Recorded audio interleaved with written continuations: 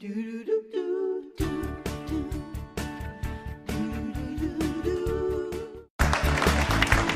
on into our kitchen, everybody. You know, the holidays are upon us, and they're all about good food, good family, all the festivities. And what better way to start the day, in my opinion, than with the 90th Macy's Thanksgiving Day Parade? How much fun is that? And by the way, guess who is going to be performing this year? Who? Tony Bennett. Oh, man.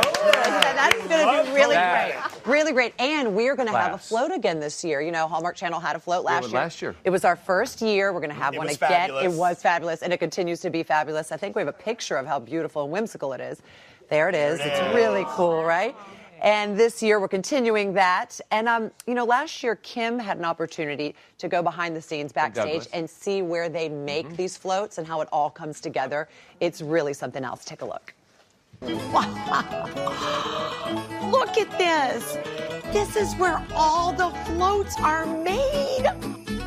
Right in here is our design central. And you can see all over the ceiling are the models of the balloons that we've done over the years. Wow, and then how does it go from like that kernel of an idea to actually a bigger float? All of our floats begin with just a pencil sketch.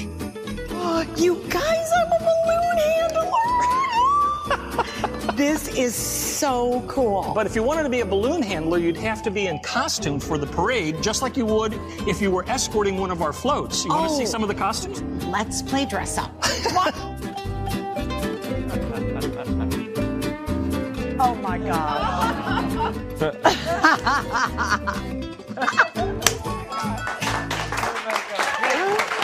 I am officially jealous. Right? Isn't that That's so much fun. By the way, that's what Kim looks like on a normal day here. By the way, I have to tell you, Macy's Day Parade has marked the official start of the holiday season since 1924, and I think I was there for all of it.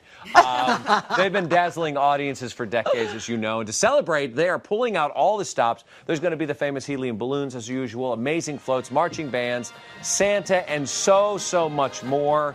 Do not miss this holiday tradition. It is the 90th Macy's Thanksgiving Day Parade. There's our Starts at 9 o'clock in the morning on NBC. I wouldn't miss it for the world. It is my favorite thing to do. And I can't think of a better treat to have while I'm watching the 90th Macy's Thanksgiving Day Parade than Parker House rolls. And that's where you come in, my friend. Well, the two go together for don't me. They? They really do. You get up in the morning and you knew exactly what time it started. You turn on the TV to watch the parade, and then the rolls, you start smelling the rolls. Mom brings you that little tray. Well, I'm so excited about this because his grandmother has a recipe, her version of Parker House rolls. There that she are is, second Grandma to none. Etta. That was her in like 1940. When she Look how full roll beautiful production. she is. Wow. I know, it stopped after that generation. But anyway, but I have such memories because she would make these and she would always tell me, like, they'll be coming out at 3 o'clock. So 3 o'clock, I'd sit there and I'd wait. They'd come out. She'd have a little pot of jam for me, and her and I would just sit there in the kitchen, and I'd devour like a dozen of them. Like such sweet memories. So I want to Well, you know what? Shanti, bring in the rolls. You guys bring the rolls.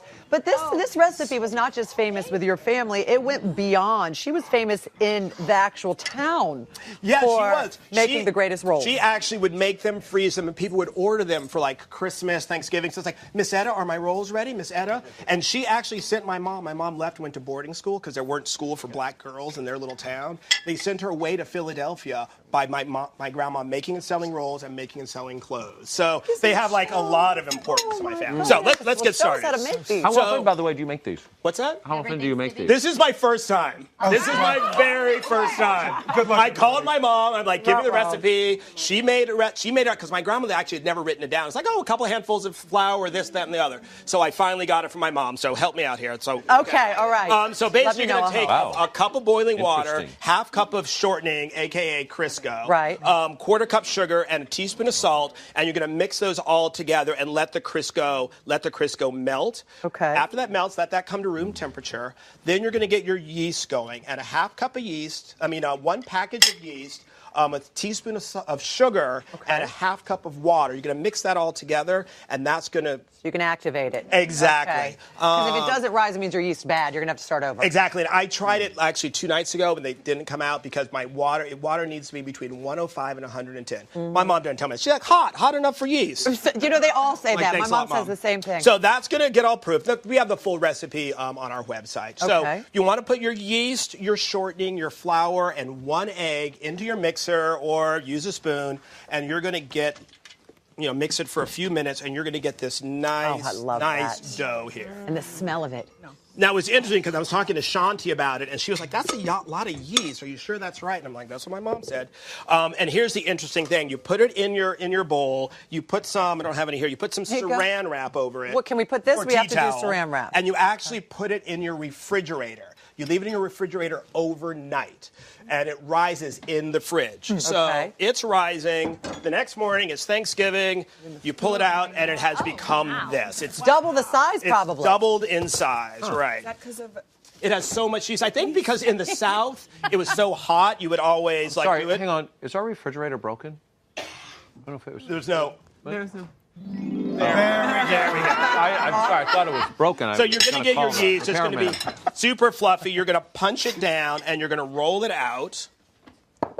This is a little sample piece here. Okay. And These are outrageously delicious, by the way. good. I know. And you nailed it. I did not nail it. My grandma Etta did. And to be honest, what you need is not a cut. You need a glass, a water glass. Grandma always did that. The perfect circle. Exactly. Get your circle, and then she would always brush butter on it, fold it in half. Interesting.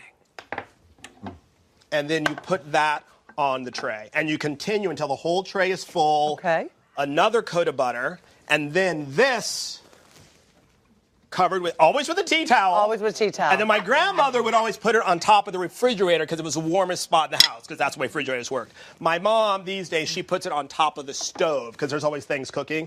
Stays nice and warm for a couple hours until basically Mom says, until it's time for dinner. I'm like, that doesn't really help, Mom. And they basically... So it's a double rise. It's a double rise. They're gorgeous. Beautiful. You pop them in the oven. That is beautiful. 400 degrees, only for 10 minutes. So they cook very quickly. Alert everyone when they go in, because they'll want to be ready when they come out. These are actually warm. Look at that.